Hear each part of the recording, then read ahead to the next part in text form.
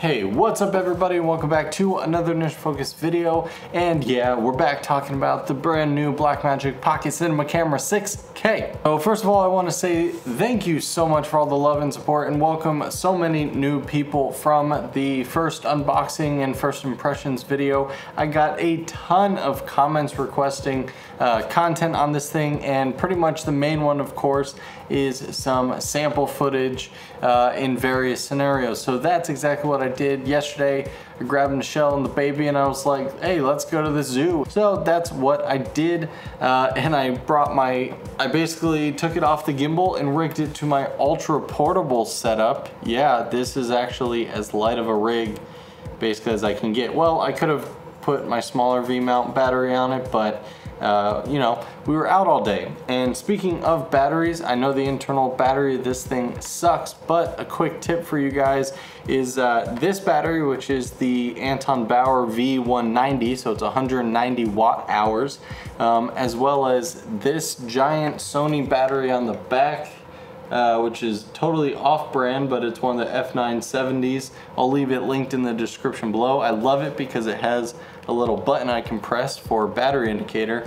And this thing, I turned this camera on when I got to the zoo. We were there for about 6 hours or so. I never shut it off, and this battery for the monitor still has half battery left. And this has 63% battery, which is about 7 hours of runtime on this camera. So yeah, when you actually put proper batteries and power to this thing, it will last days. Not days, but it will last an all-day shoot, that's for sure. So I don't know if you can see behind me here, but I've finished compiling together kind of a 2-ish minute or so B-roll just kind of the zoo, so that way you guys can see. Of course, this video is uploaded in 6K, so this is shot on my Pocket 4K, so this A-roll that you're seeing is upscaled to 6K, but everything else is going to be shot at the full 6K. Let's see, at 50 frames per second is the settings I was at. I was at B-roll 8:1. I was gonna go full on 3:1, but I want to make sure that I had enough room on the card, because 3:1 at 50 FPS gave the 1 terabyte T5 card like 30 minutes of runtime, and at 8:1 it gave me about 80 minutes or so. So I went with that one. Obviously didn't use anywhere near it, but shot about 350 gigs. So yeah, that's why usually I shoot constant quality Q5, because it's much better at kind of adjusting the bit rate and gives you a little bit better file sizes. But I just wanted to see absolutely, if I set this thing to near max settings, what sort of file sizes are we dealing with here. Now, a couple of the clips are shot at 2.8K at 120 FPS, and they will be marked by this little lower third. You'll see it a couple times, as well as a couple of the clips about halfway through the clip I cut to 300 or 400% digitally zoomed in, so you can see what that looks like, because man, this thing really allows you to recrop afterwards. Kind of like shooting on the Red 8K, you basically have like 8 cameras in one, because you can do a wide shot, close shot, medium shot, shot over here, you know, if you're doing multiple people. So the 6K allows much extra room for that. And again, I know we're on a 6K timeline, so we are losing resolution here, but it's kind of just to show you that if you were to put this thing on like a 1080p or even a 4K timeline, you still have so much room to play with. Another thing I noticed while editing this footage is, because there's so much more resolution, one extra benefit that you may not have known is stabilization.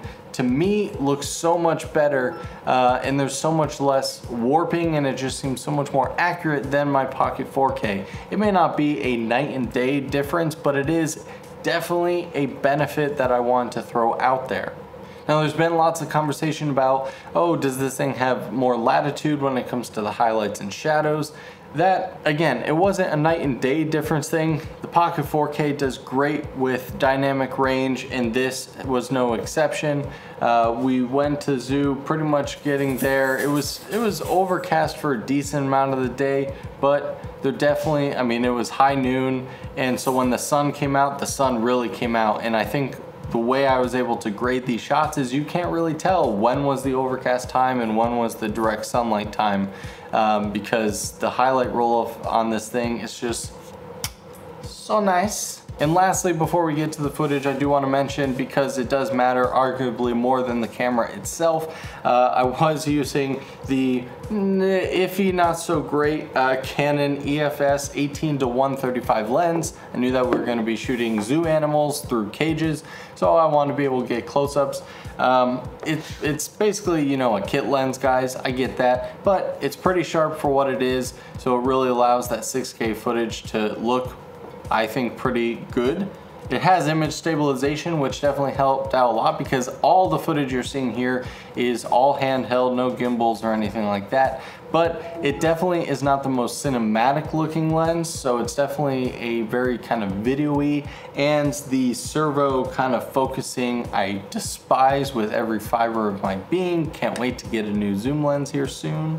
But yeah, so all that mixed together, you'll see some of the focus kind of go in and out, because again, I'm filming freaking animals that are running around and I'm using a servo focus lens here. Would you stop with their collar? Anyway, I love you, Sammy. But yeah, enough rambling from me, guys. Let's get to the footage. Let me know down in the comments below what you think, and stay tuned to after the B-roll footage, because I have a fancy announcement for all of those comments who wanted a free Resolve license, because I have an extra one of those lying around. Make sure you stick around till the end, and let's roll it.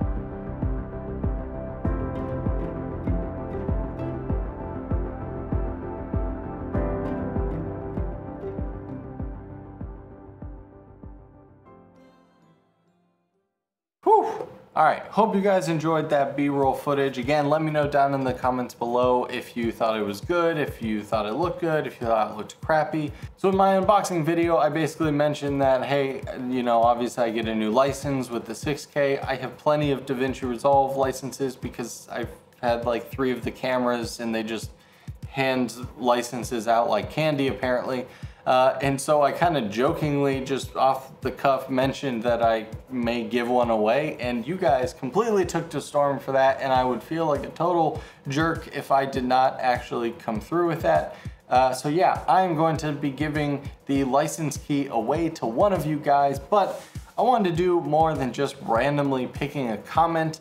So I'm taking the suggestion of a commenter, actually. So Jay Quattro says, how about doing a video challenge contest to win one of the DaVinci Resolve license keys? I think that's a fantastic idea. So I've never done one of these, mostly because I'm a small channel and sometimes these don't go so well because you get like one or two people who actually do it, and then it's awkward because you just gotta like pick that person. But why not? Let's give it a try here. We're almost at 10K. This can be kind of a fun thing, right? All right, so I want to keep it pretty simple, guys, and basically I want basically proof that you guys actually want to use DaVinci and maybe transfer from another program, or you've been using the free version for a while and you'd really love to have the paid studio version. And so what I want you to do is, if you don't have DaVinci already, head to Blackmagic's site, download the free version. You get like 90% of the features anyway, so definitely download that if you don't already have it. And then create some sort of sequence between like 30 seconds to 2 minutes. You know, this is kind of like the, I believe, Peter McKinnon B-roll challenge, but I will tell you now, I am looking for more than just fancy cinematic B-roll. I want some sort of story told here, because what's more important than cameras, lenses, software, any of that stuff is story, and that constantly gets lost here on YouTube. And so yeah, definitely let's get some sort of story in there. Those are gonna be the things that I am looking for, in addition to, you know, beautiful, pretty footage and whatnot. So let's keep it at that 2 minutes, just because one of the ways you can send it to me is over on Twitter at Initial Focus. And the max video length you can send is 2 minutes, or you can upload it to YouTube and just tweet me the link. I guess we should do some sort of hashtag with this. Let's be super creative and original here and just do hashtag Pocket 6K challenge. And the deadline for this is next Friday, which I believe is August 23rd. So that way it gives you guys a little bit of time to go out and film things and edit it together. And to prove that you did it in DaVinci, I want a screenshot of your timeline. So tweet me the link or the video itself, and then either reply to that tweet, or in the same tweet, attach a photo with a screenshot of your timeline, because I want proof, and I also love seeing timelines. So yeah.